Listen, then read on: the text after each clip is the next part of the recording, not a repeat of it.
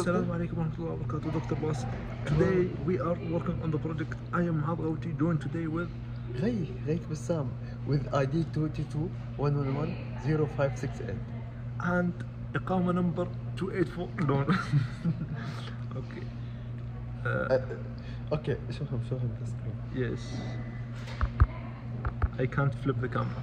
You can see we have the switch over here connected to the computer and then to the other computer over here. With the connectivity open, we're now running a Pi process. Doctor, you can see that here the VM number 4 and VM number 5 are not working because we are working in the master in Hadoop 1. Yes. And as you can see, something happened.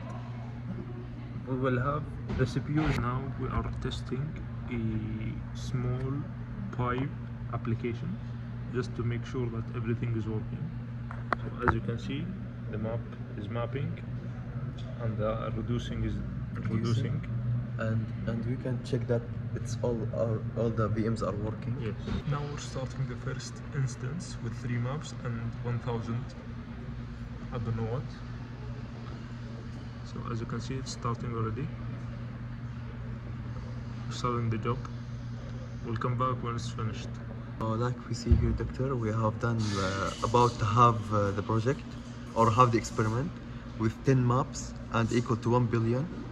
And we can see that 136 seconds and 1 map reduce. And this is the data from the experiment. So Doctor, you say that we cheated, you can see, huh? 1 billion and 10 maps. We didn't cheat. 10 maps, you can see. Ramadan is after 2 days, so we can't. Yes, this is the record information. Yes. The logs, the history. And the estimated value of y is very close to the actual value of y. So Doctor, we have spent 1 hour because we had to move the master from here to here because I have uploaded my VM's files into SSH and Muad uploaded his VM's file into SSD. So we moved the master because we faced an error with 100 maps and 1 billion nodes. So we are trying now with SSD rather than SSH. That's it. If it works, it works. If it doesn't, it doesn't. As you can see, Doctor, it failed. It says that the task has failed, and the reason is because an I/O exception, and I believe I saw a port issue. Yes, as you can see over here, socket timeout exception. Most likely because the machine with this IP, as you can see over here, that ends with 131 has crashed on this machine. So that's the most likely reason of the, yes, as you can see, it's not working. Yes. Slave 2 not working, but slave 3 and slave 1 still are working. Yep. So we assume that this is the reason for the failure. For the word count section, we found this bash script online that would take a small file for, let's say, 128 kilobytes or even more than that, and then it would copy it multiple times in the same in a different file until we get the desired size. So if we take a look over here, as you can see, we finally got to 2 gigabytes. So we'll start with the part B, testing on this file. It's stored on this block specifically, is stored on Hadoop 1 and Hadoop 4. So over here we're opening Hadoop 4 and we're disabling the data node, and we will observe the changes on the file.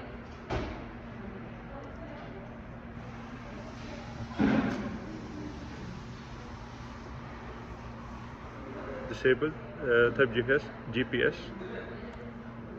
JPS, PP.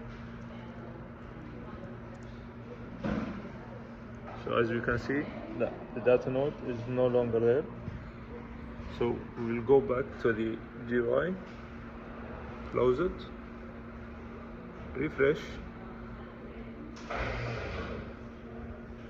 and check the file again.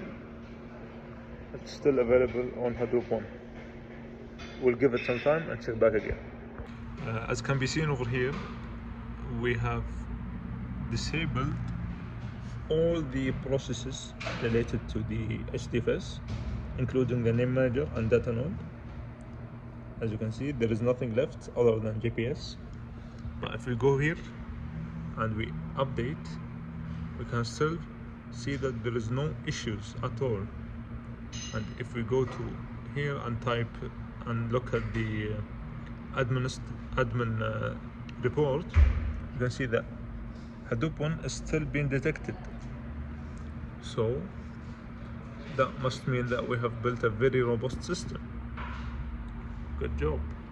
So as can be seen over here, we have turned off the data node from Hadoop 4, as you can see.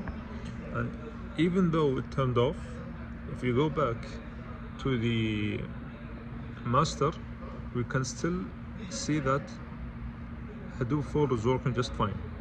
And if we go back to the GUI and update or refresh, you can still see that we have 4 nodes working just fine. Also, we have figured out that Hadoop 4 and Hadoop 2 are located in two different two different racks. So we have completely fulfilled the requirements for the question number 1, I think. Yes. So we have done like 2 experiments at the same time, because we removed VM from each rack. Exactly. So we tested 2 cases at the same time. And finally, after almost 15-20 minutes, you can finally see that the Hadoop 1 and Hadoop 4 have finally went offline. So we'll check on the file and we'll update the video. So after we removed all the racks that this file existed on, we can see that there is no availability for the file and it doesn't have any other block. Sorry for the noise, but they're closing off the store, so we gotta hurry up. Now back again, we'll test the effect of turning off Node Manager on Hadoop 1. This is Hadoop 1 or Slave 1. Alright, turn it off. I did it. It's already off, alright. So we'll check over here. And as you can see, there are 4 active nodes. And if we go over here, I suppose that we can see that there is 1 shutdown node. So as you can see already, we have killed the node manager on slave number 3, and we can see that we have only 3 nodes remaining, which are Hadoop 5, Hadoop 2 and Hadoop 4. If we go to the HDFS information, we can see that it still shows 5 healthy nodes, but we can assume that it still takes a couple of minutes until it updates. We have increased the number of failed nodes and we have only 2 remaining, which are Hadoop 5 and Hadoop 4. But if we go to the HDFS data node information, we can notice that it's still not updating. It takes a lot of time to register that some nodes are down, even though if you check at the if we check at slave 2, we will find out we have killed the data node, but still there is no affection over here. Exactly. So I think it's down to the time. At least it will take from 25 to 30 minutes to be updated at the dashboard. Yes, so unfortunately, due to the time constraints we have, we are unable to wait until this interface updates. So now we'll do the second part of experiment number 3, where we disconnect the network, where we observe the network failure from the Yes. VMs. So we will start by network failure data node. okay. So we can check here. There is 5 active data nodes, which all the 5s. And now we'll look at the effect of network failure. So we have disconnected the link to the switch that connects the 2 computers together. And now we'll observe. So with this experiment, we did 2 things at once, where we disabled 1 VM and disconnected 1 machine from the switch. And as you can see, as soon as we disconnected or turned off the VM, it immediately updated, and we can see that there are 4 active nodes. But after disconnecting,